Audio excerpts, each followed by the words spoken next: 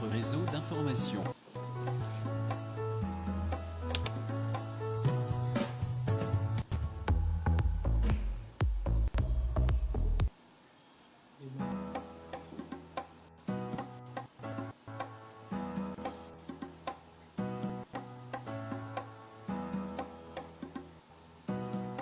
Télé 24 Live, votre réseau d'information.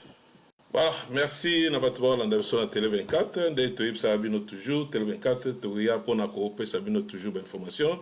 Donc, le long de mon titre est au Tchéli Binowana, donc le temps vous 6 heures. Nous avons invité na plateau, le temps na diffusé Bino Nini. Bolimbisa Mamouké, tout ça déjà en direct. Mais le temps. Tous les temps sous la ligne.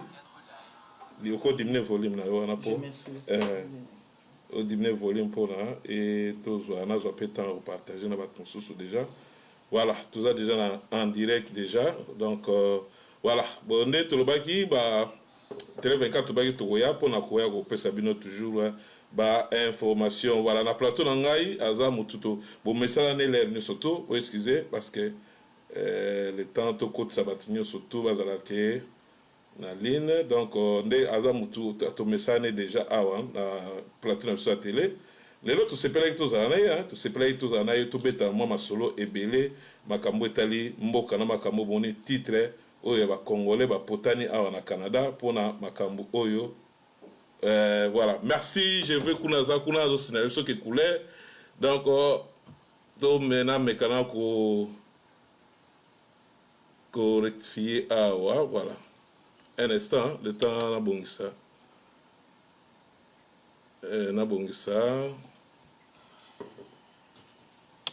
moi muke bato wana na so en direct to bo excusez so moi muke le temps to bongisa moi muke. Voilà, c'est le direct hein. Au four au moulin, ils ont la cabo.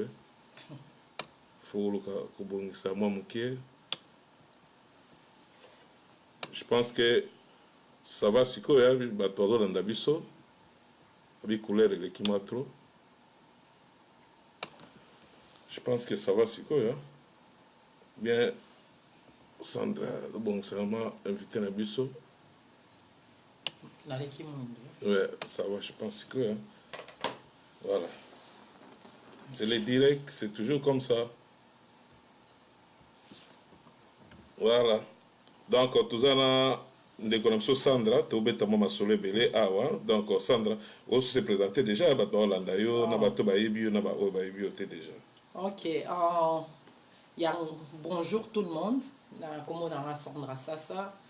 Moi na bino ndeko na bino leki na bino maman na bino on a yé encore une fois pour na tobetara masolo parce qu'il y a eu beaucoup de choses qui se sont passées et beaucoup de réactions et to luka ndenge kaka toza famille ndenge ni to ko solo la ko démanteler certaines choses parce que nga nazaba o nandimaraté eza noir sur blanc eza tellement maramboya tellement ba zone grise et tellement belé et nani kana pe avertissement na ngai naza experte politique te na yen awate local experte to ko sala bato ba leçon na ye awa lokola une congolaise Oyo azo parlé n'a bandéconné sur la situation actuelle. Donc c'est ça vraiment mon avertissement. Oyo na oloba et ko engagé karangai na interprétation na fait et comment nous pouvons évoluer. C'est un peu ça. Voilà, nazo mona bat ba côté belé déjà bon mon sujet na bisoza na mettre obeta masolo et belé tout ça ala ben invité té. Donc aza mutoto surtout betana masolo nyo surtout oyo ezoleka na wana Canada et puis na ba congolais ne sont pas partout dans le monde tout le monde qui a élection les cas qui na ba politicien té bakoti mamona ne yango mona ekotaki mwa confusion makasi bato bacomprendre mpenza situation ndenge eza te parce que tobandana mpenza avant tokóma na sujet na biso eza matribalisme oyo toloba lelo tobanda nanu batango tobandi bakomba ebandi parce que bato bazobosanaka bakomba ezala betela biso na histoire historique mwa moke ya komba ebanda na Canada ndenge soki oza na mwa ide mwa moke. En tout cas, le temps nabongisaka mpe déjà ndenge na lobby tout à l'heure nakoki kaka koloba na expérience na nga parce que ngai na banda combat te naza na banjeu politique te pour me donner cette expertise là ya expliquer bato histoire ya comment je ne peux que parler de mon expérience et j'espère que bato ebele bazo partager même expérience wana que nga na ya Canada très jeune je dirais na ya ki dans j'avais 15 ans tonga na longwaka Congo na tikaka Mobutu na pouvoir na yemboko yo toyokaki na 97 que il y a eu rébellion en tout cas nga bana yo kaka musika ndi ba papa biso ba bana robeta masolo après je pense na 2001 toyoki ngaku to noye bana sena ndaku il y a eu breaking news comme quoi que le président Laurent Désiré Kabila a été bamema qui est soki na Tanzanie soki wapi po est-ce que babeta ki masasi je me rappelle encore de ce jour-là. Après nayoki moi na nazu pouvoir tout ce temps là na yebaranga te en tout cas la politique était mon dernier souci hein. Voilà. Alors to avancer moi mukie na au moins na nazu pouvoir OK to na bikara moi na ye Joseph na yo kara ba parents de ba discuter otaza mon année en tout cas ngai ça ne me disait rien en tant que jeune fille vivant à Toronto. Donc, ma petite vie m'allait déjà, ma politique est alignée. En 2003, je suis à Kinshasa, et puis je suis à Kinshasa en 2006. Je pense que en décembre 2006, je suis un mouvement, bemba, boye. Wana pena qui parate. To avancer. Je continue à vivre dans le roi, moi, la poto, ndekara ezalaka. En 2011, je me rappelle, j'étais chez moi, dans les réseaux sociaux. Na moni, au Tshisekedi Akiti, l'aéroport, Bakangi aéroport, moi, et j'ai vu des images atroces. J'ai vu de gens, en tout cas, en tenue, il y a des policiers, bazo beta, à bout portant, manifestants ou bien les gens qui sont venus recevoir le Sphinx Masasi.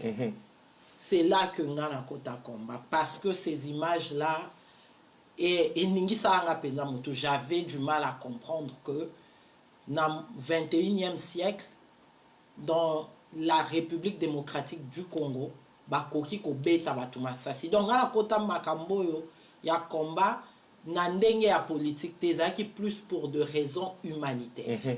Je n'ai pas supporté comment on a babeta mutu masasi na cadre bon donc bana pe to kota kango bala moro toye ba marche voilà toye na Canada ba marche salama en tout cas je pense que ba marche salama na Canada awa ezaka parti politique moté ezaka batunyo surtout bazaka sensibiliser parce que pas sur mona na Congo et un peu pas sur bande musu ba sala marche awa alors lelo on dirait kombango et komi bon pour tout ça polémique on dirait comment on a battu mo bazali ko forcer ba bien bezali volonté ya battu parce que tout beta masolo hein tout ça za la peine à l'aise na battu ba na to signaler que téléphone abiso toujours eza ouvert do boko benga biso a besoin intervenir na likambo ya sepelité mais oh le za mamba masolo eza mamba ya ko silikate eza mamba ofinga te ya mambu ya masolo situation zo legati le to comme na makamba tribalisme oye comme voilà na profiter pe na signaler to zo ki ba message ezwiteki na kin bato bande na mo ba côté déjà bele ba Hollande biso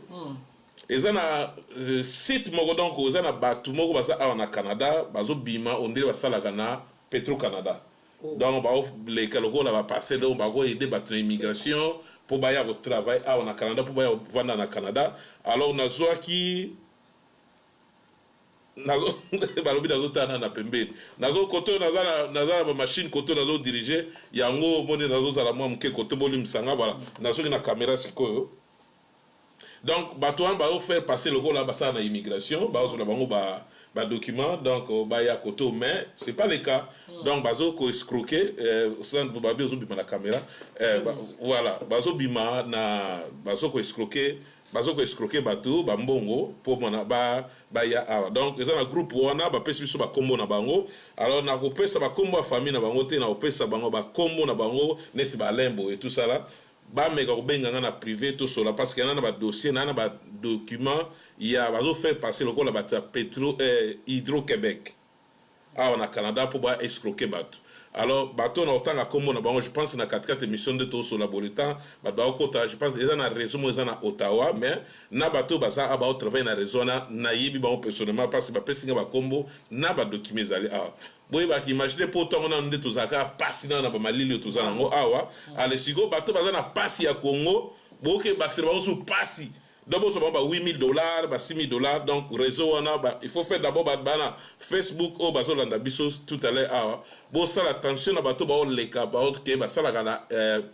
Hydro-Québec, qui va faire passer pour aider l'immigration au Canada, moyennant $8,000. Ils ont chance de faire parce que ceux qui sont français, ils passent mingi. Donc, voilà, ton réseau a ba PC biso na ba document je pense que na relaxo ngopé autant na ba kombo ngumo na pena batango donc peut-être ko y ba pe bango eza ba qui a bazana Québec na Ottawa ba sala ba bloko wana donc il faut faire très attention à réseau oyo ezo salama a na Canada ba o ba na besoin au Canada pour na bi na Kinshasa déjà beaucoup molanda biso donc depuis vendredi ti lelo na zui na groupe ya télé 24 Kinshasa au moins plus de 350 personnes ba dans le côté na groupe ya télé 24 Kinshasa donc balanda biso déjà yango ba pesa biso dossier abi télé 24 bolanda so réseau mo ifunga bikuna ba faire passer le col ba sala na Hydro-Québec ba ya na ba na Canada mais na suka na otanga kombo famille na otanga kombo na ba lukanga na privé to solo là ba mekozong ça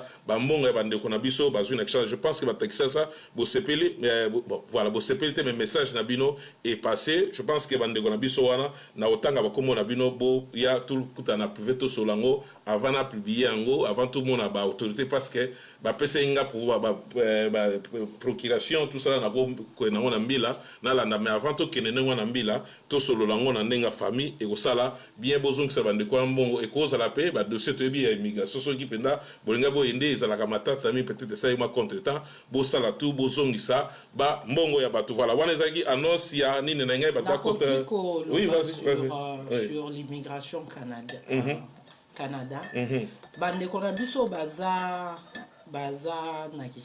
na Congo to libanda ya Canada aza na website na aza na adresse na je pense que c'est cic.gc.ca pour l'immigration. Ceux qui boken à Kat, ils vont retrouver toutes les informations. Toutes les informations. Et même ceux qui m'ont à l'Obino Kaza consultant, il y a immigration, Bazar Rabamonio, son numéro, il y a licence. Voilà. Donc, avec ces numéros-là, beaucoup de côté na immigration Canada, na website na bango, pour la authenticité na bango. Parce que là, vous risquez de perdre vos argent, $8,000, alors que démarche, on a peut-être qu'on soit un peu plus longtemps sur le CIC. Mais, et qu'aux alayote, montant, vraiment, je vous encourage, je vous respecte que Bosang Sabambo, on a bino pour na bobima. Mais, moutoezate, parce qu'à l'obino a outi Canada, nda ebi makambu nyonso, il y a immigration. C'est à la portée de tout le monde. Ce qui est na website, na habité na souka so yaya so akoko komela bino so nini. Et ça Immigration Canada CIC.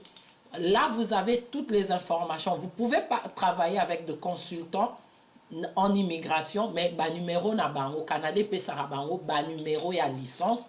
Na ba komo il y a ba agence na bango beaucoup tala et voir si vous pouvez travailler avec eux.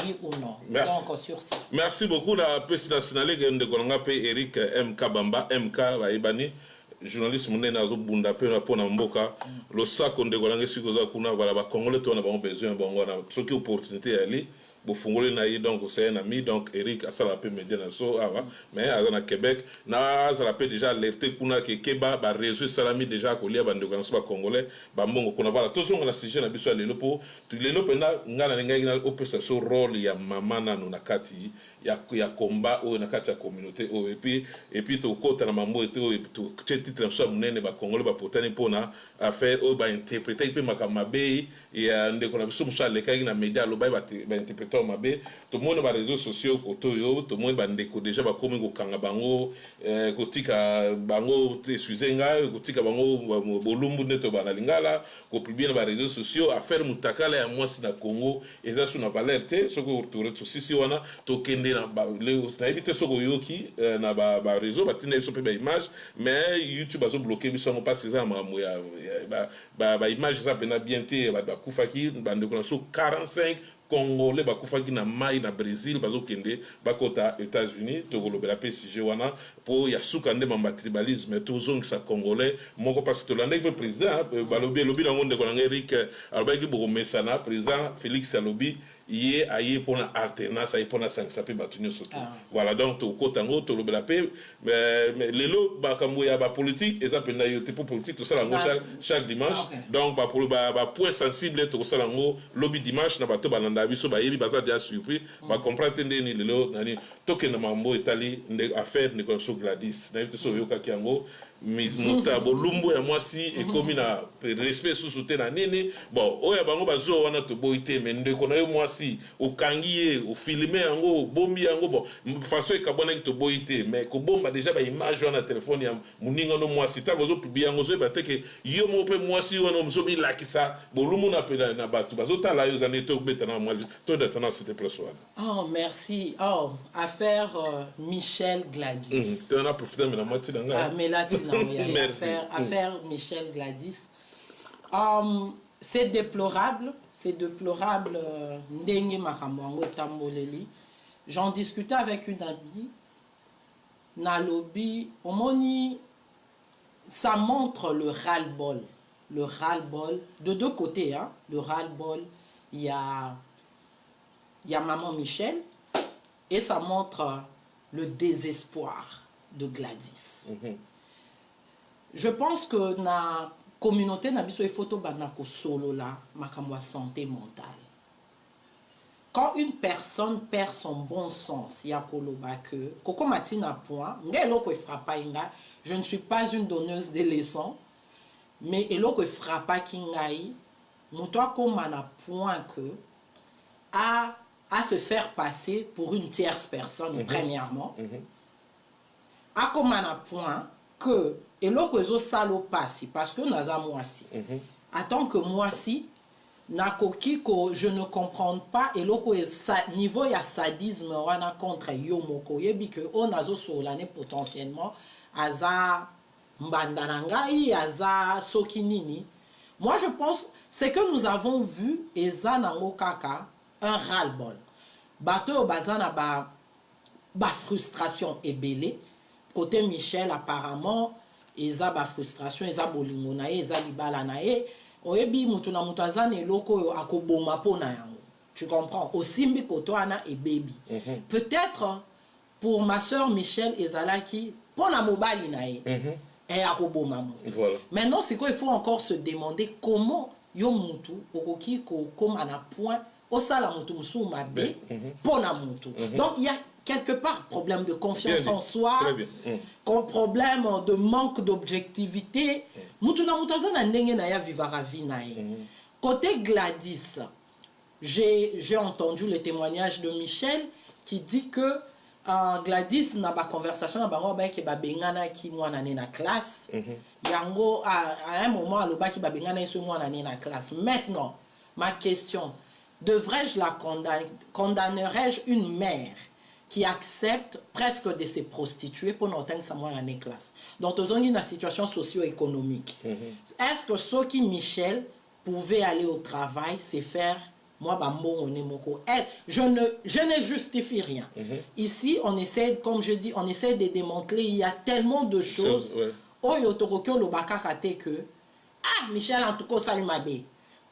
Gladys, en tout cas, Salimabe. Et ça, bah, situation qui montre que nos sœurs, Bisso, surtout les femmes congolaises, en ce qui concerne la santé mentale, veut dire tout quoi.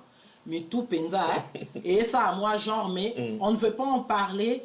On n'a pas de plateforme qui nous permette ya ko vanda ko solo la kati parce que otomoni waneza ngora ra symptôme batuka ba craquer leki nanga Gladys et akara yemoko na entrevue mo bitala ka mara mbongo ka biso basi so to kimbongo. Donc qu'est-ce que l'argent représente pour elle? Pour Michel, qu'est-ce que son mari représente pour elle? Donc je ne pense pas les juger car par rapport à Otomoni to manquer objectivité. Il faut qu'on indépendant na se koyeba comment batu ba kokyo koma na niveau na de part et d'autre.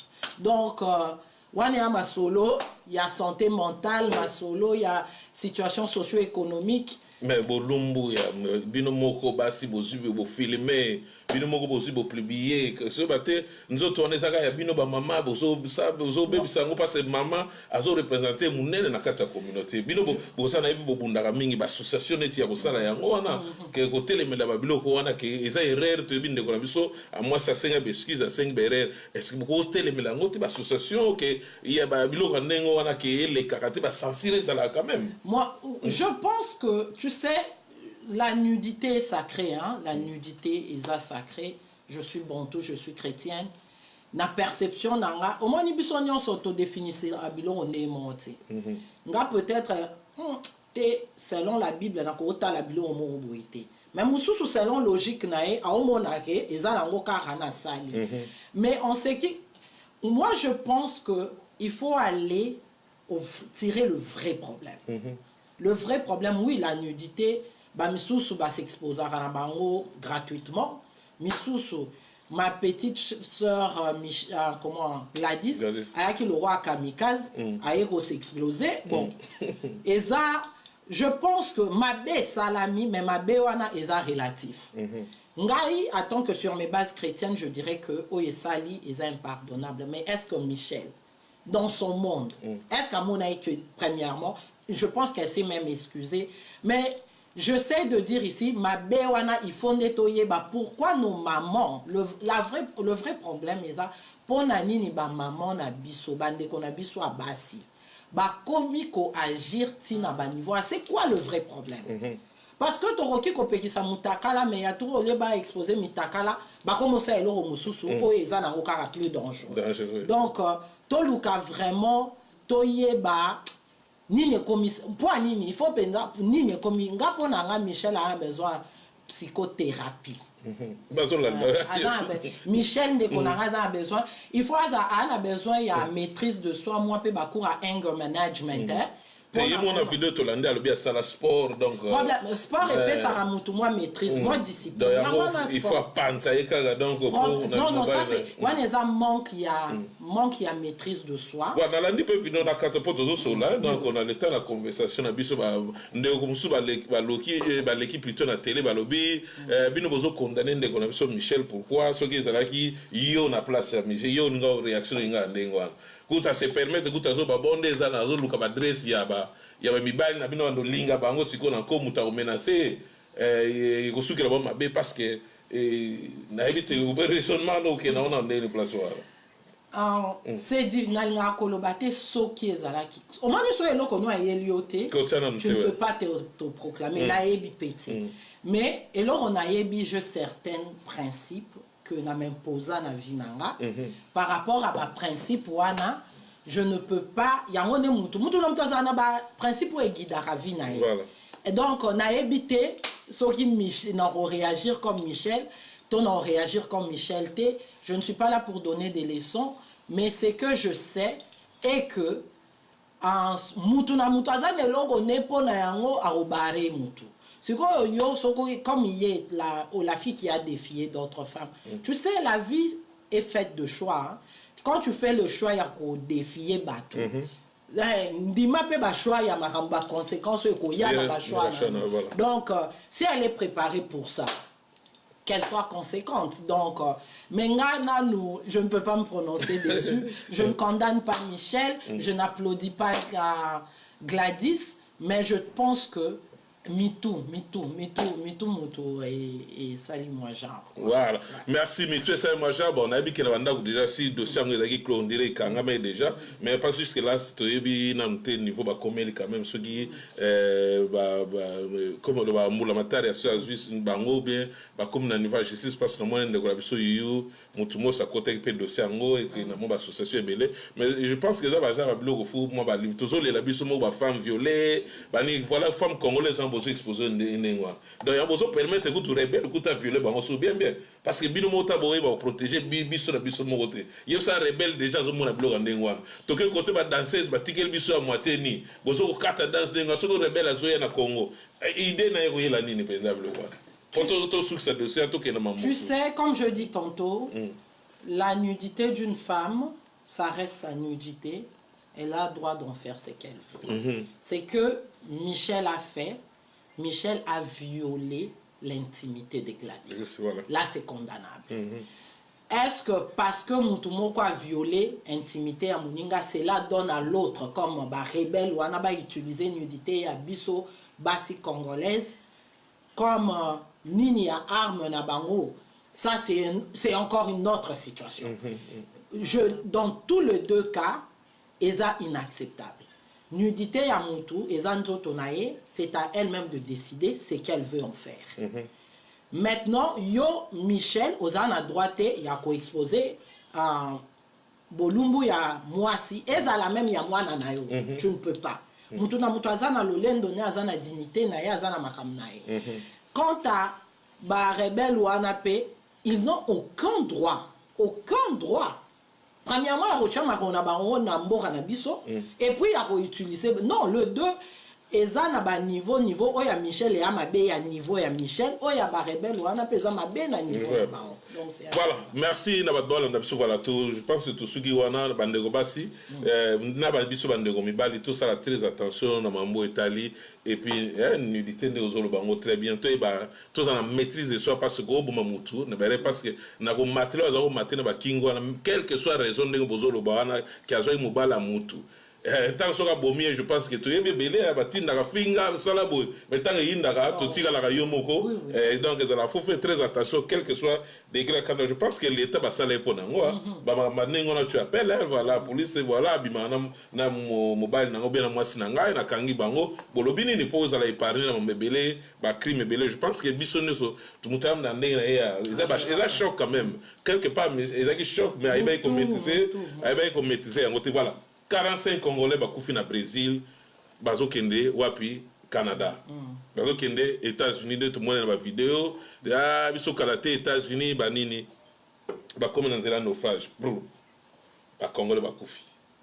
Ezaka wana te ndeko na biso so a contre ngate président ya bana libanda na Espagne donc bazan organisation na bango pe ya bana nyuso bazaki na libanda basangana na Espagne na France tani ni pona ko sangisa ko calmer pe bato baza kuno bazolinga bakota na ba mai po ba ya poto ezape ba groupe moko ba Congolais basala bana libanda ezana Espagne président Sami ba mote yango kuna sire zali bakufi pona goya na nzela poto mususu tamsu bazana bazamba na minito ba obonga na Turquie po yebi basala yango na Maroc po basala yango 45 Congolais bakufina bana mususu famille bazaki donc poto kuna to kona bambongo wa soko kuloni bongo bimi na ba euro bimi ba dollar bimi conseil no peut ça passe ba kufi déjà to les legs déjà au peut ça on a li pena to kinena na mozunte mais conseil no peut ça ba o bazoluka poto na nzela ya ba danger wa parce que yo za de ndeto ba mbia kapoto yo ya bo petit to monde so na mboka lelo komi mama na bana tout ça là voilà. Premièrement mes condoléances au peuple congolais, mes condoléances à tous ceux qui ont perdu.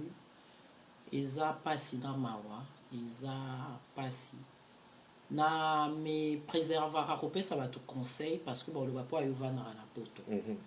Mais la réalité est que défi, il y a vie, il y a vie, il y a partout.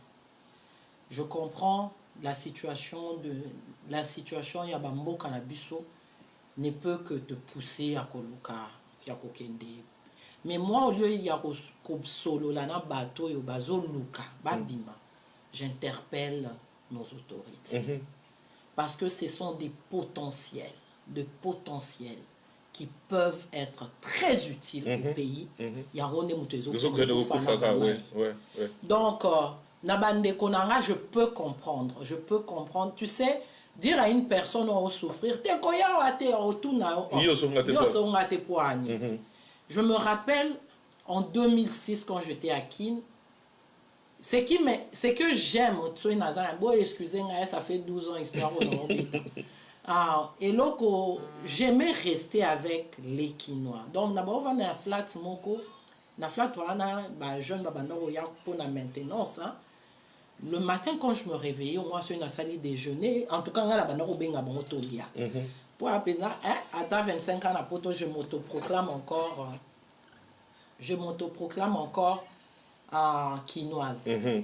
Et quand je me rappelle des questions, jeune talent qui me posait des questions. Ah, mère, le je me rappelle, je leur ai dit, différence c'est ça, donc, ce sont deux hommes comme toi et moi, comme eux et moi, qui va développer les potes comme donc, pour développer un bongo, il doit y avoir une structure. Cette structure-là, il y a l'autorité, il faut développer la structure pour permettre de et parce que bon, je ne parlerai même pas de la diaspora, qui encore et mes marabango na ba rêve peut-être pas à solo, mais j'interpelle les autorités. En tout cas, Luka va remettre en valeur le potentiel aux Isali dans le Congo. Moi, ça m'a fait mal d'entendre des jeunes hommes qui me disent que la preuve en est là. Toza bandeko ba misusu bato Nigeria bakendela ngoti ba kota ba Libye kuna ba esclave ba misusu ba ke kota Brésil. Donc il y a Maroc pour vous dire que cet état d'esprit là, ce qu'il faut kima mboko na makolo na kokima, ça on ne doit pas blâmer ces gens là parce que comme une façon de survivre, il faut questionner l'autorité nabiso, quelles sont les mesures qu'ils vont prendre pour éviter que les jeunes, les potentiels, les futurs, il y a des quant à mes frères et sœurs, battez-vous, battez-vous, battez-vous, mais sinon, tout ça la émission parce que pour dénoncer que pourtant on peut de bokanisara et ça na pe bongoté et ça pe na la réalité nango peut-être ils sont différents na place to uta. Donc je ne vous donne pas dans le bambino te boya pototé dans le baté, mais moi j'interpelle les autorités. Voilà, ils appellent un message pour profiter parce que l'émission qui est dans moi musique mingi, ba autorité amboka na sope balandango, ba association ze bela juyebi ndekolanga mwasi na ba ndeko musu bazala ka babunda mingi na mambo etali ya communauté. Je pense qu'ils ont ba association ba qui t'a sur le terrain ba meka ko conscientiser ba tout ba faire voir là parce que biso nous na ba Afrique entre au bouler ka que les choses na commis poto donc na paix par l'état c'est nous tous ba quoi par l'état na tongi donc voilà, c'est le contraire. Comme ça, la parcelle, les lots se retrouver. La situation à Porto d'abord faut régulariser. Ça prend beaucoup de temps. La réalité, mais ça là, ça là pour que ça va mourir au terre. Il y a quand bambo au terre le pan comme un problème nini. Donc, la vie est donc comparative. Ceux qui ont mis un autre flat, ou éviter à salarié nini sur un autre hôtel, sur un autre randaku, et à salarié nini et à ranatan. Donc autorité, je pense que voilà, le président il a mis ça dans mon apoto, et donc le président Chicha dans mon apoto, donc Fachi plutôt, donc ceux qui ils bloquent conscientiser l'organisation menée ba biso contacter biso to yebi ba placer to routine d'avenir ba centre ba ndeko susu ba Noëlla baza si place to yebi nene to sangisa bango ba nene ko koma sur place parce que ba bo voyage déjà mingi Ce que le Maroc, le Brésil, je pense pas écoutez, mais ce que vous avez supporté, na bakonzamboka, vous avez bien pour nous, ça va na mboka qui vit, ça quand na poto ate, ils ont kunande de kolobiso, na bio basa déjà na ba libanda ba bolomba kuna dibosonga totaton di babino, voilà.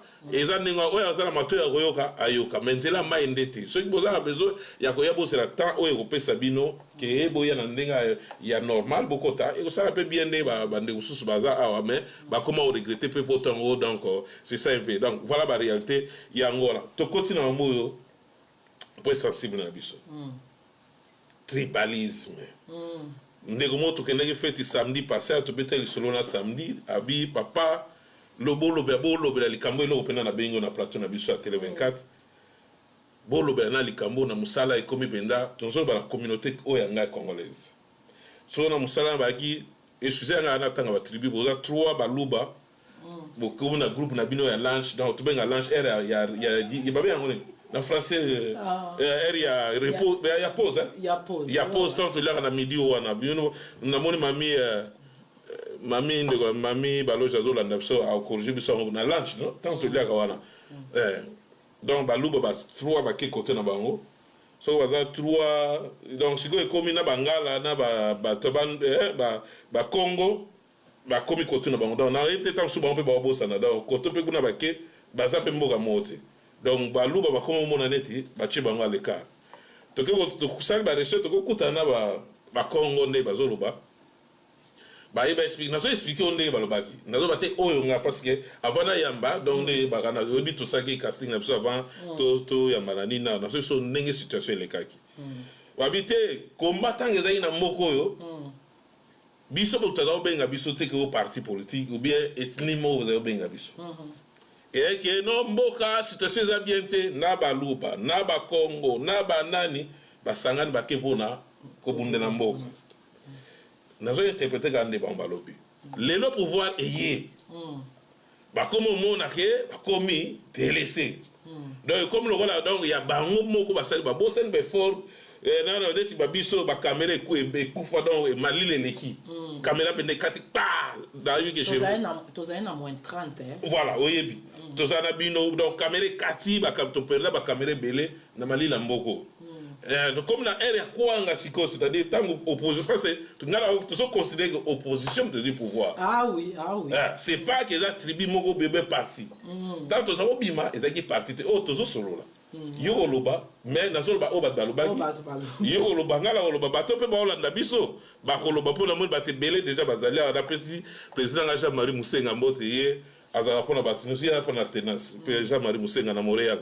na PC mbote kuna zolanda biso tango ya kwanga e komi sikoyo etini mo rebimi nazo interpréter gande ba balobi yango ekomi sikoyo bato monaki ba video salamaki to mona mambe les tile les olobama to moni ndenge so salama yo ko interpréter ngo ndenge ni na bato ba ole ba mama pe bazolela ba etini mbali wana o azo condamner oyo donc na bangala na bana ba koti kota ba Congo donc baluba batikali bango moko donc na ba Swahili pe ba ko ba Congo oloba ni nde ba kabole ngo na so ba kande ba ba ibisi voilà tozo solo la ba do landa nga naza na pasi ya ko parler tribalisme parce que nga mono na famille na nga naza hybride c'est-à-dire ba nga mono na famille na nga naza hybride et pas ba tata na ngai et pas ba yombe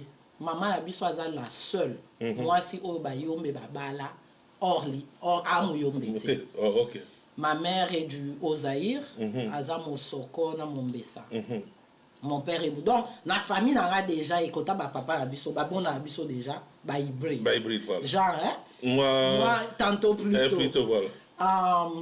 Donc je reconnais une chose, je reconnais que biso nyonso bato mokili toza na ba préjudice, toza na ba préjugés na biso. Bien dit. Je les ai, tu les as, bato nyonso baza na ngo. Très bien. Oya koloba kaza na ngote amikosi donc yende moto akomi siko des problèmes.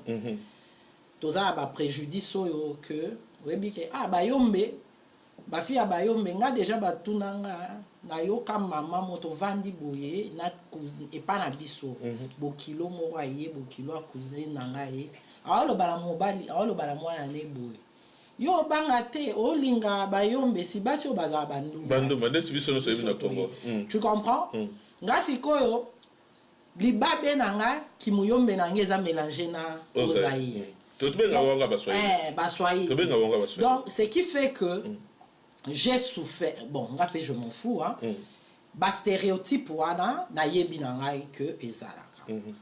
Maintenant tozonga na cadre ya Congo neti biso penza ici je n'abi que batu mingi baza très très mal à l'aise ceux qui ba kino ba comme beta masolo ya kin on dirait kin qui représente tout le Congo.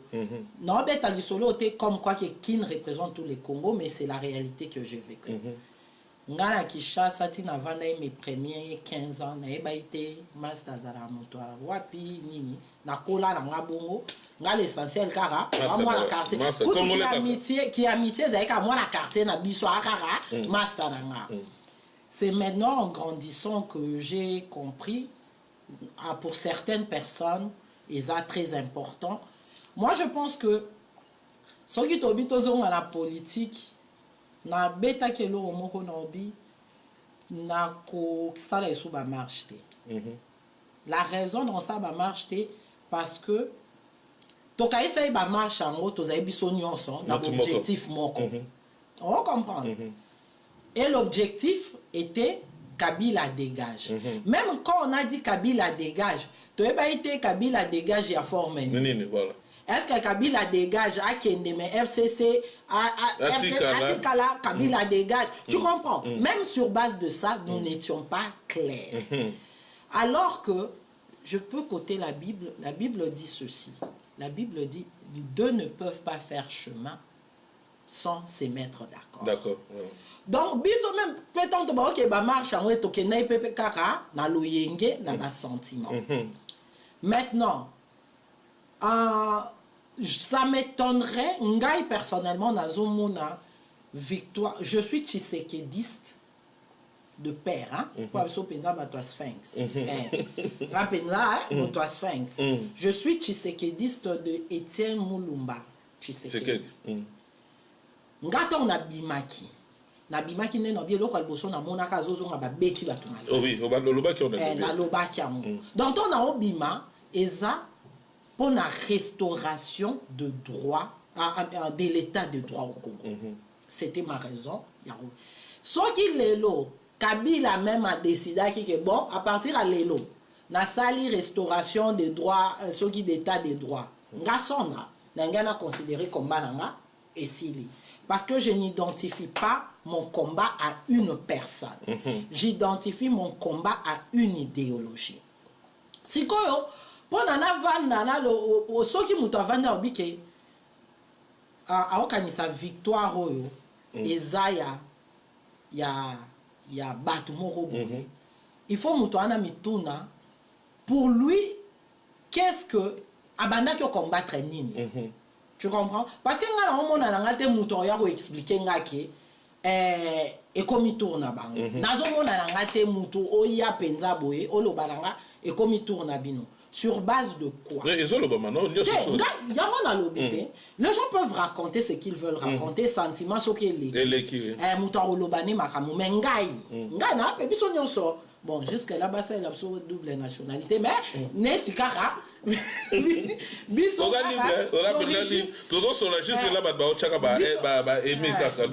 Bisso d'origine, moi qui suis d'origine congolaise, je me suis battu pour la restauration d'état de droit. Et ça s'applique sur toute l'étendue du Congo. Nakoko kako comprendre était mutoya rolobanange kokomi tourna bango. Parce que ceux qui ont komi tourna bino par rapport à tribu, torotanga bato pe déjà ba occuper ba poste wana. Ba poste pe oezaki stratégique, on peut beaucoup réclamer qu'il y a tourna bino. Mais parce que idéologie na bango ezaki bien té, vous ne les avez pas soutenu. Tozana ba badi banga, tozana ba chibala. Tu comprends? Batoyo bazaki na ba position moko boye, ba koka pe ko changer makambu, ba changer té. Eza faux débat ko gagne. Na ba bocha pe bana ki ba bocha. Tu comprends? Ngai pour l'instant, nous nous battons pour l'union nationale. Il faut que le Congo Et ça, c'est que j'admire du président Fachi. Pourquoi j'ai décidé personnellement de soutenir président Félix Tshisekedi Nasuka? J'avais écrit clairement sur mon Facebook. Ngai nako présenter, nako reconnaître a été jusqu'à ce que 5 ans abimisa ba preuve nae. 5 ans abimisi ba preuve nae et salut et sali. Jusque là, moi je regardais. Et quand devant nous on avait ou bien la cour, parce que maintenant comme l'histoire il y a la vérité des urnes. Si koyo papa nanga mafa akenda ki ko déposer ba nini nae dossier nae na cour constitutionnelle. Cour constitutionnelle. Donc tant yemo ka kenda ko nae ba ke cour constitutionnelle en tambola rande tambola. Donc il était aussi prêt déjà il y a ko subir que et ko kipe ko zala en faveur nete. C'est quand tant ka cour constitutionnelle obiso na yo to ebi tambola rande tambola rana et lobi na fatigué yende muto a gagné. Je me suis dit alors parce que lui-même le concernait. Après ça qui bango valeur wana, moi je m'arrête là. Je veux soutenir Fachi en tant que président et j'espère de voir état de droit et banda au moins que ça donc pour dire que pouvoir comme mango na niveau ya tribal a wana bo chrétien ba congolais to ça ka na kati ya masolo wana question musu cezali a muto azalaki membre pour na bike mingi bala na ba pe membre IDPS na Congo te ba yo kuma membre IDPS wana nini balobi 38 ans ya kobunda na nini muto asali 38 ans ya libanda ya mboka bundeli même pas IDPS ne ba ba sali 38 ans wana so 32 ans na muto bazo bunda ya bundi par exemple 5 ans ya ba mai ndio so ba ko bunda ba mai ko sensibiliser bana nani penda la vraie patrie za penda vraie patrie ya ide personne qu'est-ce que tout pour les lo bi ba na so ba na passe ba lo ba ningi o biso to ba ngala sali 26 ans na ide personne na ide personne to za ne a honnête na mbo ba msuda ba Belgique za ne kuna so totali contribution ide personne a chakate c'est quoi ba bongo na bulni et yango to solo la biso to solo la question est na tuneli on a question bazo beta masolo baza ko luka ko gagner bon ancienneté na UDPS pour quel objectif objectif voilà on a répondre la plupart personnes na lobi na na côté on a passé na ozo pe côté bazo benga bayaka na pesa pe point faible na bango pourquoi mamune ezaleli batu wana la plupart bazo mona ba mona keza tribalisque d'habitude banana na côté ya baluba to ke côté to ke ni côté to ke côté ya nini ya bani ba yakande ba obenga bango aux membres de IDPS parce que tu que ça aux membres il faut contribuer aka faut vous ala ba réunir ça te que tant baninga ba obi ba ke marche na bi que tant to ke marche ba pera bi te biso to ke karon ça ga balina ko gate tout ça na bato na ba marche ti tam su moko mi balé mi sato to ye bani ba o tout ça ba marche mais lelo tam ba bimi ba ba le kando lobby et comme il tourne biso to fandel tribi moté ba to ba côté siko ba to changer pe quand to ke koto musu soir to ke na ka o alors yango moni la il moni revendiquer ba to musu soir na ba lobby ke non tant biso za ko bunda to ba ke et lobby na go Kabila dégage to za ba donc so Kabila lo to go tika tra FCC to za ba me mutura mtazo boma ba na sens wana alors bande ko biso ya ba ni o ba mususa musuto ke ne kutu manini wana baba ke cop ba bido ba boko ndule ko beta wa ba ko beta yo la sa biso to ko beta ndule mais lelo pour ça moi tribu ethnique wana a komi mbala moko do tour na ba mais ba te belo ça surpris ngala bon na ça te na mi beta to pour na ebeska be mission ke ndala na ebike président Facha au surprendre ba te belé pour na kata na te mena mega na ko répondre et qui ba aussi prendre battre belé et puis bato wa que na catastrophe wana ba za la surprise on me belé parce que même hier moi je pense que so ba là d'habitude be expression le ba yo tanga ba yebi to ko tanga mutu expression faciale mais on la ça que ba difficulté ni na ça coûter non déjà azana besoin nini yo imagine on to fana na poto ça la coûter OK qu'après de gona nini ba je pense pas que il go marcher na nga je suis je m'importe déjà garant que toute personne de la diaspora oyo akokende to mouvement oyo kobanda kokende pone boto la bana ki o banyo kami na nzala na pasi oui to kotelemela bango tozala pe na sens tozo sur la maman pas dozo kufana mai pona luka poto oui tozala na so yo fandi ozana musala tikela bandeko wana continue musala na yo ko contribuer na mboka saka te yo longo ko sana gouvernement na primature j'ai du mal à comprendre cela j'ai du mal à comprendre parce que to sala to kota pe kota bandeko so ya kande ba finga bango naebi ici moi je parle en général. Parce que tozo mona pe mbokango on dirait ekomi esika lisano omoni ekomi nango esika lisano le fait kaka na uti poto biso moko toza na complexe moko de supériorité to micha to kanisara nanu que to leki bana kinna na danger to bamba chango no danger toza danger bana poto moi je pense les experts il y a réalité à Congo sont au Congo. Mais oui. Parce que bana kine ka ba bete la biso ke kini ya bana ya kine. Topé sa bango respect wana. Moi c'est que j'aimerais voir, c'est que j'encourage la diaspora à aller investir. Aller investir. C'est ça. Aller créer bo kende tobili kamwa conscientiser batu, bo tous kende ko conscientiser batu mais li kambo yo vraiment. Un jeune homme avant dia tangi ba classe na Kinshasa na pasi à sali face na ba minduki na ba injustice et tout et aujourd'hui na poste une fois qu'il a appliqué musala mona mwana moko a poto karaboye avant d'aranaye et en tout cas je pense que c'est pas patriotique c'est vraiment pas patriotique nabi que toi na expérience et belé nous pouvons beaucoup apporter na mboka mais to memango sans complexe de mais quand tu n'aimes ça l'année au longwa ok créer emploi oui pourtant yo solo ba comité on a biso je pense na éviter ta ozo ba comité lobby na ngoyo tout le monde qui ndeko na biso chibala ya za la pouvoir wana oui mais pourquoi ça wa ba kitango kaka ya so ki ba so que pour na ngo ako benda pe ache da primature ache soit na nini azana ba pourquoi kaka bolinga bo salir mo parce que fachaza mwana abundana d'abord so otali entourage ya Fatimi ngiza ba lubana pete hein. Donc bon batunde ba olinga de ba mikomisa nde ba komisa parce que bele na yiba kiona ta sukutu ba solola batinenga audio moko a mutaolo ba ezaki na Ottawa so na Montréal abi moshe atukana tige bino bakayira bino pasi wana ngana okambisa kana okende mais obi yaya ngana katote moi je pense que au moins ni terme non c'est pas un terme ba komisa je pense que tout le monde doit komisa voilà même ceux qui sont même biso bato tozo lobake to soutenir Fachi il faut peto mesa na ke Fachi aza iso moninga ya biso Fachi aza iso te Fachi o aza iso ka ye toke tozue na voiture toke na il est maintenant le président de la République donc quand aussi vous parlez de lui, ne parlez pas de lui avec une certaine légèreté. Et là, on a CPLI, j'ai lu quelque part, alors bien, il y a Maramouya Badjale Loté. Non, surtout, Wana, qui Sankara, n'a pas un qui Sankara.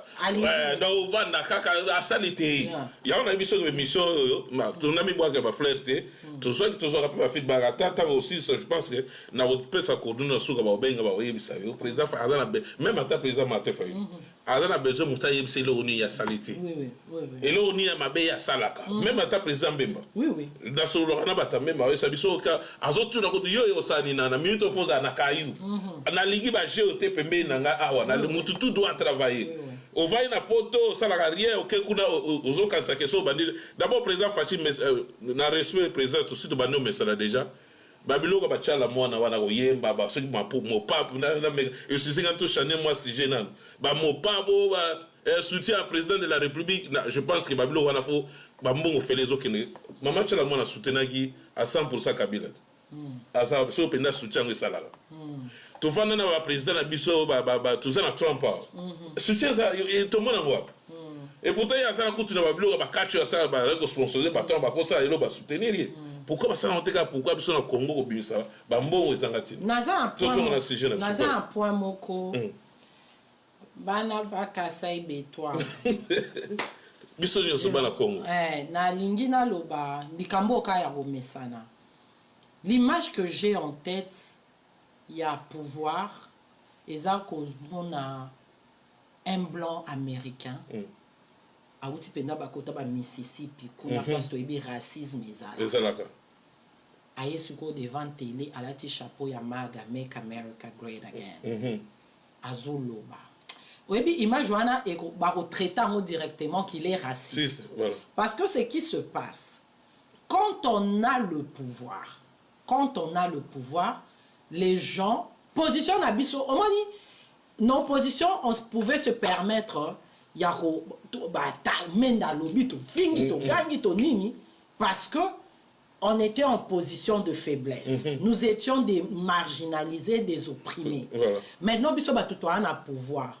Donc likambu yako même makambo tozo lobana même si tu veux parler parle tout en tenant compte que pouvoir siko eza na maboko na bino. Voilà, intervention de relation Nathalie Kalambai na peso pe bamboka lo e bambote sikoza kuna lobiza likambo ya kokende ko bongisa mboka e ba kanisa teke ndebiso zo na poto to l'équipe batu bazana kisasa wala idande ko Nathalie lo vacciner place wana Kalambai wana za guerrier partenaire na ya guerrier en tout cas comme elle a dit je suis tout à fait d'accord avec elle. Problème awa si on veut vraiment le tozwa ba potentiel na biso eza awa to kende ngai problème ezate soki na Congo nga na oloba te que ba embaucher ba na potote soki batali na Congo muto aza qualifié te on peut faire appel na bato a diaspora mais nga na lingi ne to travailler sur nous to longana te koto nga na contre ne te ya masolo za ba question te na contre oui tala ba ministre nyos ba sana Congo ba na poto période de tolo ya Kabila to bani na badibanga mwana poto Belgique to gena chibala mwana poto mwana poto bango nyos ba na poto ba vieux ya lembat akasa kona ma vana poto ti ebo yo za sera wapi yo vana na kinde na kovanda nga mwana lemba kasi et ça peut gagner mo ebo tangu fachi za moi limité mais mwana poto ah oui bas le cas toke na ba Francis Galombo mwana poto toke ba ebele basala wana nyoso sozo mona wana batanga na poto basa to meka na bana ba université Kinshasa tenga na lobi to meka na bango na nenge fachi so pour nga président Fachi ba meka bana ba aussi ça ba université tout ça na bobi polytechnique et là kuna ka 4-5 personnes mais ça na bana ba kuna ba tana polytechnique et puis ba aussi ça tenga na lobi ba commencer ba cabine ba téléphone ba meka pe ba papa là je suis tout à fait d'accord avec toi au lieu que ba papa ba vendre ba sala la rien ala ke kuna ministre yeba ça ça ni akeka ba uchana comme ça ne suka ba uchana en tout cas animation ngai problème na loba il y a de ces domaines là que malheureusement manque à la ressource il y a namboka wana j'ai regardé une émission hier sur la contribution de la diaspora au Congo. Il y a une dentiste azana nini na pratique na practice na Bruxelles. Vu parce que na Congo ils ont remarqué que ça qui a ce problème à mino balongo. Elle a de nouvelles technologies. C'est ça on a besoin. Bengi accueilli ça moi je comprends. On a besoin de savoir là. Ça moi je comprends. Donc il faut aussi reconnaître que actuellement au Congo malheureusement nous avons pris un certain retard dans le développement du côté technologique. Voilà. Et que moi na mususu muto poto akoko zarawa on peut faire appel à son expertise pour la former sur place. Là, wana ça se fait, c'est d'accord. C'est d'accord. Voilà. Mais bison de kaka. Est-ce que vous avez wana ya ça non, je ne peux pas me. Na yebi ma jeté belé et le bilan de Fabien Belgique et Sili kuna ba msusu kuna na wana na kana ba tosonga si jina le tribalisme. Parce que to matimo likolo mingi to zo lo babande ko na biso et comme tourne bango et tourne ba mani auto tourne question tourne ba na sens nini parce que tout le monde est comme business tout ça gina no et là qui tour à monter nga pe na lo be komi tour na biso nande ni auto lo bati ngai na zo lo be komi tour na biso parce que tour na biso ya ko instaurer état de biso ba Tshisekedi OK na ça c'est tribalisme et obi wana sans objet sans objet na Congo parler du tribalisme et ça c'est retourner en arrière c'est retourner en arrière omona neti kalamba wana mamu siko nga so ba betinga tribalisme na no tikala ka moko oyebi jour amena va na réfléchir na bi batunanga nyoso na changer kutu na changer mamu moko kombo ko za kombo bakinde andima lelo bo kaboli biso donc na si peta olongola kombo déjà. Non, je pense pas, je pense que la situation du Congo est trop grande pour nous ramener. C'est parler du tribalisme. Tout ce qui est discuter a mis débat au niveau tribaliste parce qu'il n'a pas d'argument, il n'a pas d'objet, il n'y a pas objet quoi. Tolingi baba mobuto bani tata bo moko maman bo moko ekolo bo moko lisanga moko. Le Congo doit décoller, nous devrons avancer. Donc on s'arrête là. Boko bengana batundeng netingai ce boko ti tribalisme non sukawa. Mon père est Mouyombe, ma mère aza de Kisangani, mais Kisangani on peut pas des villages. Donc ça n'a pas de place quoi. Voilà, Patricia, l'expertise de nous autres, la diaspora, est indispensable pour le Congo. Par contre, je pense que c'est la main-d'œuvre d'abord. Là, je suis. Patricia. Patricia. Celle-là, c'est ma meilleure amie. Mamou.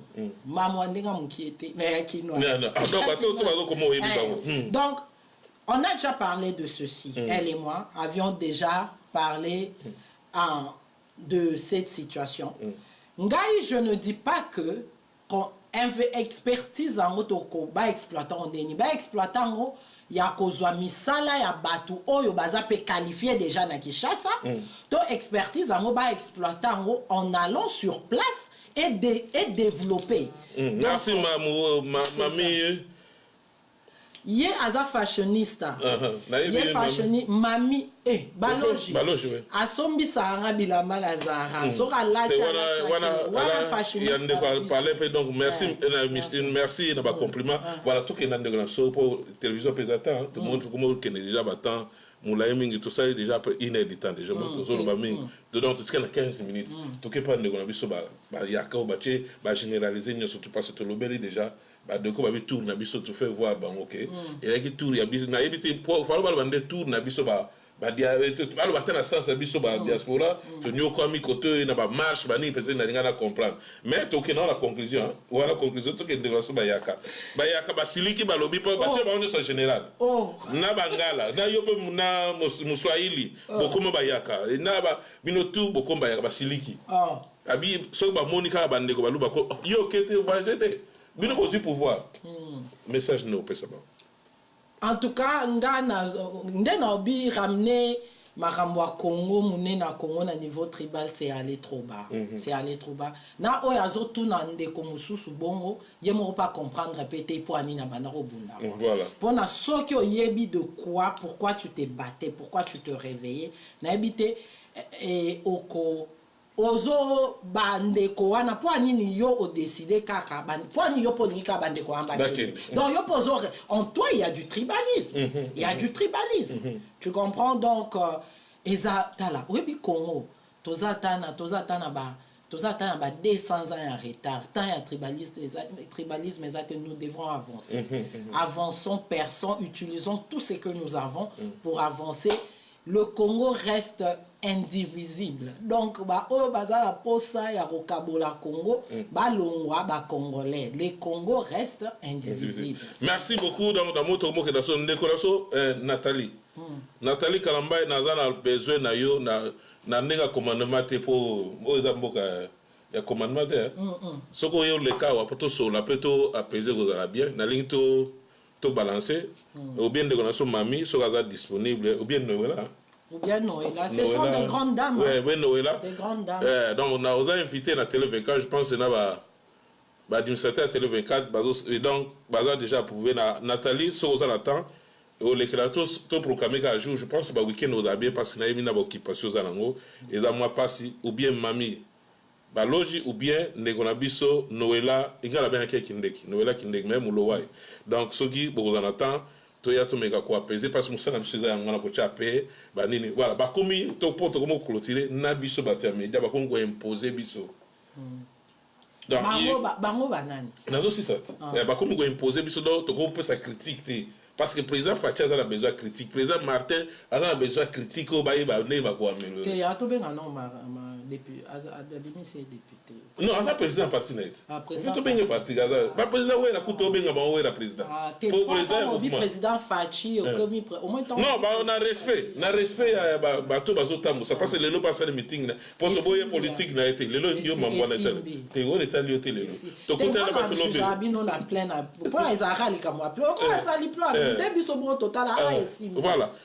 Wana mam na biso lobi na moni mama na biso moleki pa continuer na zona na biso ba mote na esika za kuna na za ko lo ba dossier ya ba comme ko exiger biso bata média donc to ko ça la président Fachi critique donc so sali ba vandeli biso ba biso ba lo sa biso soutien ba vie mususu na me na pe mote esika za vie na ibe si oyebi ba lo sa biso soutien ça monika bien yo yo mais lelo je pense à sepeli na on na sali ba se mais avo obligé ngati po yem da tini ngati na sala ngo donc alo ba ko maga na ega na za prosogi nani bosani problème ezaka na oka ndengwala na ko bango pe ingratitude mais ezaka ndengwa na bo mesala ce qui ngako net coup déjà bango ba approuver que bana besoin critique nanga donc na osala ce qui président Fachi basali pour pas tout basala tali le bazali mabe na malamu bango kala te bazali ngana za mambwana te ngana za osali yango et que titre mission na biso to ko lobat ya to lobat pour la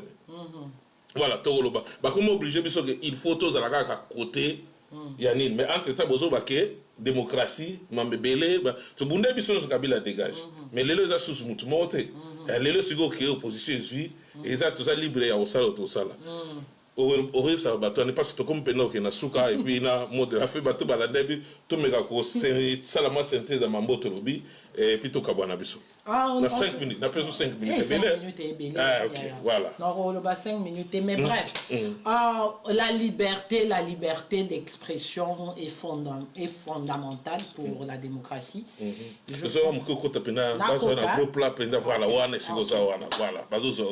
la liberté d'expression est fondamentale pour la démocratie.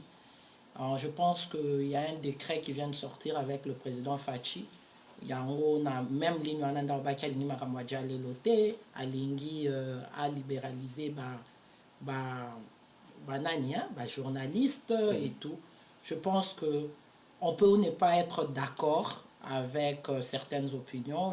La maturité aussi, c'est quand on peut s'asseoir malgré nos divergences d'idées et écouter l'autre pour avancer quoi. Donc je trouve que le Congo a besoin de tous ses enfants, il y a qu'à partager dans sa diversité culturelle, dans sa diversité des pensées, de perceptions. Tous aller un peu plus tolérants de nous-mêmes et puis on ira de mieux. Il faut tout libérer, tout nous ouvrir la critique. Un instant, tu as direct tu privilégié par ce temps. Alors, nous se présenter en direct, comme on a et puis Allô, Ngai Ndekwazor. Ok, Ndekwazor, Mikole Bele, Ndekwazor. Nazali. Vraiment, na CP na Ndekwa vida émission pour résoudre le Kitoko. Merci. Na linka da participer penda, moi 3 minutes. Na penda na minga lobate. Mais ils ça la biso passe mingi que va congolais to vani na mboka mabaya. Tozoyi ba ko apprendre comment ça va réussir na mboka na bango. Ils ont magité. Na repère exemple moi mukie, na mboka les États-Unis awa. Hillary Clinton selon ma preuve ba FI ba loba que Donald Trump a triché l'élection. Mais ce qui est bizarre, jour pour Donald Trump a prêté serment, Hillary Clinton a zaki wana. C'est-à-dire que amour a pays na bango ba américain bi ba toute place aux alaka ba to ba mboka ba réussir ça la mboka na bango ba développer système de patriotisme moko na niveau élevé donc quel est le sentiment personnel là-bas et ça facile à comprendre. Il y a des questions mais nini mboka na biso tout na ba richesse et ça se voit à l'œil nu que congolais il faut azamter malamu congolais ils ont secret d'apprendre les lots, de voir, mais je pense que les gens n'ont pas encore compris. na meeting à la Mouka Lelo, ils ont insulté le président. Mais, émission à la RTNC, pour la première fois. Voilà, ça c'est. Et là, au bout de ça, merci. Nous rappelons l'émission, mais. RTNC, émission à la Mouka, donc, meeting opposition, il est dans RTNC. Mais vous finissez président à Bango. Et puis, incident, les gars, sans même policier à ça là. Général Kasson Azaki vraiment déçu à lobby, on a insulté le policier. Donc, monsieur Martin, il faut faire attention. Il veut un chaos. Parce que le policier va le lobby, il faut citer Bango, Basilika, parce qu'ils ont la courage dans la police. Donc, Mingi Pena Lenga Lobeza Tenanika, tout ça, sa compréhension. Qu'est-ce qui se passe avec Martin Fayoulou? Nasuka Lobby na TV5, il n'a pas un problème avec le président Tshisekedi. Mais Nekazo, oui. Wana za bomba masolo na lobby la dimanche ya politique au débat mambwana lelo to solo mambo etalina no tilindego. Il a parlé il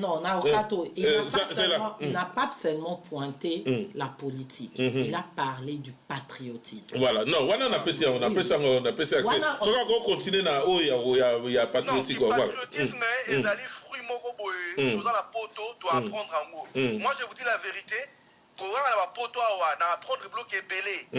m'étonne que comment est-ce qu'il a et puis il a resté là sorti belé les médias maquillés les belé le combat africain ça mais ce qui était important que c'est un opposant n'a eu pouvoir il fallait et ça a fait une grande fête le lot tout le monde est là le lot na Congo toujours est là qui est Tshisekedi ce qui n'est pas Tshisekedi au lieu bisous le roi tout ça pas la papa mon corps vous savez na famille il faut faire attention à la famille qui est dans que moi ne ba famille mo boy ba so na rayo ya otonga bango baba lukela yo vraie famille za bongo baba lukela yo net so na petit frère na ngai camarade de so na petit frère na camarade na ya tonga petit frère na fo le gang il est habitat qui moi c'est mon frère normalement vraie famille za bongo mais entre nous on sait même parce que moi je doute peut-être que nationalité pas congolais on est tellement infiltré et puis c'est vrai parce que ceux qui vraiment tous un vrai congolais et que Mokalabiso, vous savez ce qui se passe dans la RDC dans Minutio, ça peut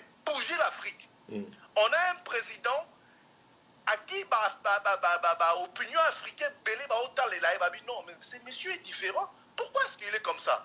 On parle de Félix aujourd'hui, on le voit très simple. Et ça va être simple, les gens oublient que Aza quand même, président Oyo, Aoutina, na Racine Moko, tout le monde en voulait, comme Papa Etienne Tshisekedi, paix à son âme. Le long mois, on dirait non. J'ai suivi monsieur Almelo Tundu là, il a dit que les gens se disent Félix Tshisekedi, bon, c'est l'erreur. Il est très bien éduqué et très bien formé. Moi, ça m'étonne. Osana rezo belo lexi ma minute to pesa yo mena ibsayo yo kana voke nena ibsayo ke elo nyonso na Congo il faut attendre atama ba yebisa ba yebisi no ke démocratie mais ba yebi na pe ni na weza voilà musala biso yango ba media to sala ko loto kumsa ka batu moko il faut to conscientiser ba faut expliquer bango voilà biso to za wana esaka te président pendant kumsa elo bina zo elo ko ça peut to yebisa et loko déjà salami to yebina à l'époque où to sala ka wana ya Kabila dégage na sisi bo mona ba gaz c'est beta maki to moni meeting et salami wana to en tout cas to betela président biso quand même aboko ndeto ba to mesana asali yango atiki ndeko na sala asali libre zo opposant sala ba c'est ça zo fait comprendre ba to za nengo to mona Trump ba kena na na États-Unis mona ba si ba ke ba kitisi le bilamba ba laxi ba nini voilà et le kanango ya pas ezali kamu c'est ça to lembate. Quand Mbappé intervient dans l'émission, on a conscientisé le peuple congolais à Messana comprendre Babiloko. Merci beaucoup pour l'intervention. Mais lobby, tu as une occasion, ce que tu as Benga. Merci papa, merci pour ton intervention. Voilà, continuez aussi Sanina. Voilà l'intervention de Gonçalo à la Nabso Mingi. Intervention na Yangwana. Bon, pour conclure le lobby, non, pour conclure, premièrement. Pour une fois, Nayoka Kiesengo, Kotala, Natongo, quand je me suis réveillée, Namoni, comme la Mouka et Bané meeting Nango, et ils ont honoré les Sphinx. Voilà. À Viana Mystique. Donc, ils l'ont. Non, comme je suis d'accord avec mon frère, c'est que ça soit Fachi, que ça soit comment il s'appelle, Martin Fayoulou, les deux sont des Tshisekedistes. Pour moi, nous devons célébrer cette victoire.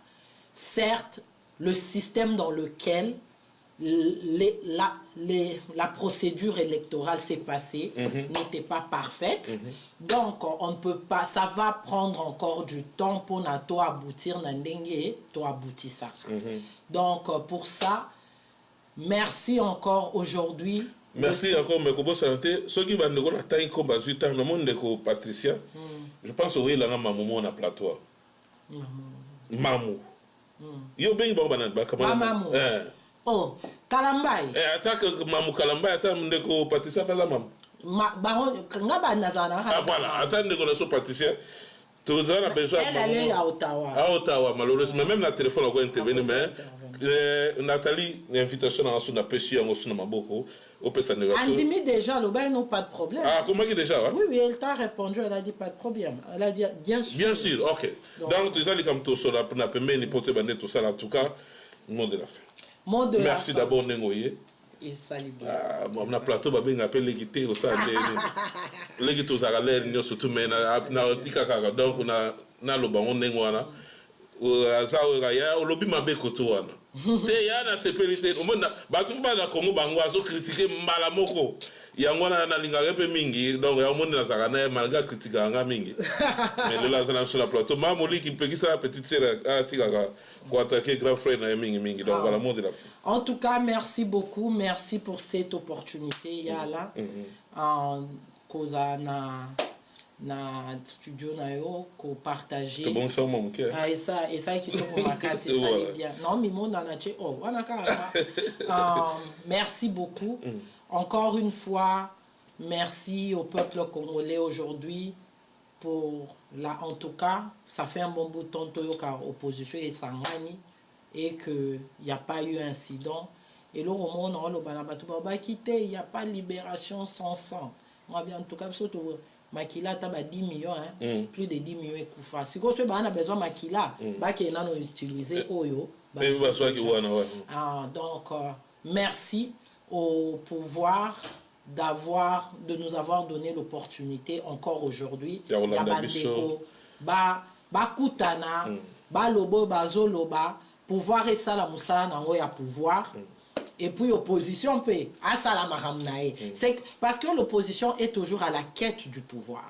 Donc papa Martin Fayoulou faire ce qui so ka sali bongoté opposition peut dans le nord va reconnaître que c'est une république et ça moi marambo belé surtout ba kufate c'est batunde vraiment tokufeli mingi dans l'entretemps on va na sala liste na 100 jours. Non, bah, qui est le premier 100 jours du président Félix, à 100 jours, mais jusque-là, déjà, à respect, déjà, on m'a retrouvé là, j'ai 5. Voilà. Donc, je suis optimiste. Je suis optimiste d'un Congo meilleur. La diaspora, je nous encourage, to zonga, to pona, to investir, to créer, to innover, parce qu'on a eu l'occasion, on a ce privilège-là, il y a vivre na nini oyo. Donc, merci encore dans l'entretemps que le Congo a battu le tribalisme. Le tribalisme n'a pas sa place au Congo. Le Congo reste indivisible. Et puis, et comme il tourne à biso, biso bato otolingi, état des droits. Donc, ce qu'on état des droits et comme il tourne à biso. À bato misusu bazolo ba pona ba sentiment na bango ça n'engage que vous.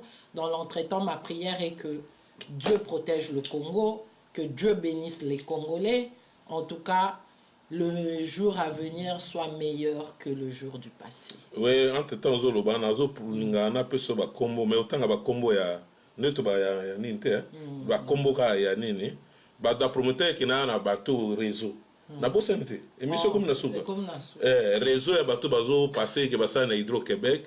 Tout le monde comme la comme famille to pesate ba benga télé 24 numéro zo le kana ba kozwa ngabe Gervais comme ça ba kokota na contact to meka ko solo ato pour moto avant to afficher voilà baza na coordinateur na bango o ba tala congolais to lo ba ke Rwanda bo musabiso me bana coordinateur na bango ba escroquer na Congo dans na Rwanda voilà comme on a yango yo suksaka na wana mais c'est nani suksaka na ko besedani Salem mais c'est Salem na Rwanda donc tant abi comme moi je pense que boyebi déjà ba groupe aux escroquer ba to ba tomba ota l'émission te boyebi kaso bato baza pembeni ba yebe ba kombo wana pour la boy na voilà comment monsieur Richard baza voilà ba numéro na bango ba numéro apesa so bengi numéro ngo le karaté comme penza ba pesa comme famille ezali awa émission na excusez nga na luka ki ngo rapidement te voilà moi je pense que il faut que moi qu'on a vu Richard na Magui ba kombo wana na relaxon ngo après so to sisinini Richard na Magui aux na Ottawa je pense que comme moi là on s'est retrouvé na bombi comme la famille kombo yango wana Richard na Magui voilà ba kombo wana bozo passer net banini voilà merci na bato banana so donc émission na ce comme ekomi pena na suka to sali yango pona ko sepesa mutu te eza pasi soko moni na mobenga bandeko basi c'est ça musala biso yango wana bandeko mususu bazo combat comprendre ka bien titi lelo mo article ka yemo mutango moi le problème il a oublié le problème de Kyungu il a tué comme papa si to legi niveau wana totika ba ti lelo so bela talo donc c'est que na rankine mais tout ça na bien makamwana to linga ngolo susu te totika to lobi bato bazana expérience bato bako mema un plus na bato basala pona ngai président Fati je pense que mission bato ba ida biso comme premier pour président so Fati moko numéro 1 na réseaux sociaux et au poster loko ya ça te que non ala la ba ibisa yé moko za donc malgré ça prier atala je te dis numéro 1 na yepe ça so qui na kosi ba doit contredire ngai donc ça maso na yepe donc au tout au salaga atala ko so c'est to landa mission mo ba lobi bo a tout no tinela lien alandi na bato bafinga kawana be mise komela bi me oyebisanga nana siko oyo zo finga zo lingisa ngapa bato bezo yinisanga yango moni silence et koti parce yé mo chef azo kia donc eloko plaisir ya biso yango wana ke osali eza soute ke président mo ko ba ko c'est la makambu et komi kuna ba arrestation arbitraire non moni atiki ndeko na sala meeting yo kasi ba sankara ba zai pembeni te ba sa ka botika yete asala te ko kitsa biso me abitika ya sala bon on sait que ça la surprise mambebele bo bongisa parce que tant vous avez mutu bien au BBC tant vous avez pardon je pense les assumes de bonne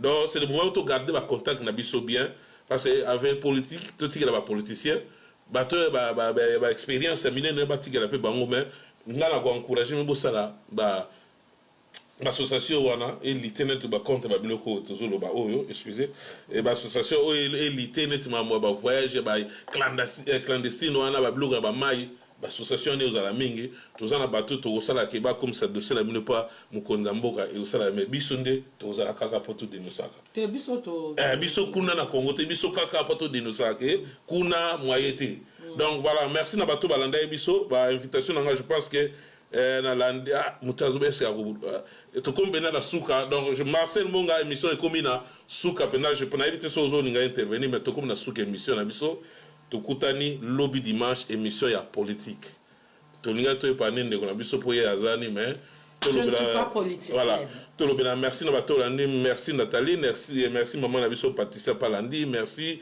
na ba omsu na tangi komote liste entre tabaso benga Nathalie liste rapidement bandeko le naturel mami balogi ya yekutu de tout le temps tous années l'air noso et ba bozé belé maman Moliki merci ndeko nga Gaël Pazola na biso kuna mama booster na technique Gervais Bilili kuna asimbi ba technique kuna na sima kuna sans oublier maman na biso Patricia à cadre toujours qu'on n'est pas il y a Gervais pour la télé 24 qui est liboso donc ezaki ngai na ndeko ngai na je pense on le soutien na compétence non merci beaucoup que Dieu protège le Congo que Dieu bénisse les Congolais voilà bon. Voilà donc ezaki biwana télé 24 donc Alain Kindeki Toronto Canada donc émission na biso ici le lot kutani lobby dimanche bobo sanate 16h ya Canada pour na osola makambu etali mboka elingolo bate kenini soko position ça lui peut to ya lobby l'opposition salaki ça c'est nous biso eza ma fanatisme awana nini eza pendate donc to suki wana to kutani lobby